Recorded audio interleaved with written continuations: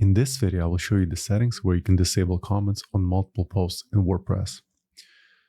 First of all, let's log into WordPress dashboard and then hover on posts, click on all posts.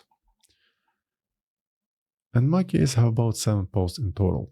So in order to disable comments on all of them, I can click on the empty box at the very top. It will select all posts on the page, or I can just manually select them.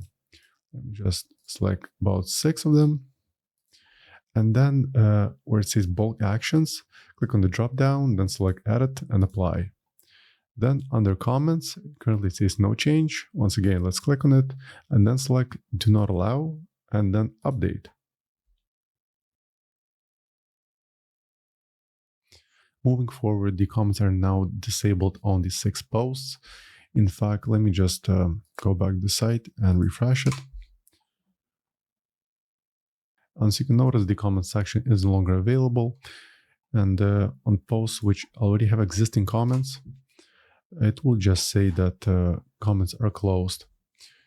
So that's pretty much it. That's all I want to show you in this video. I hope you found it helpful. And for more WordPress tutorials, please subscribe to my channel. Thank you.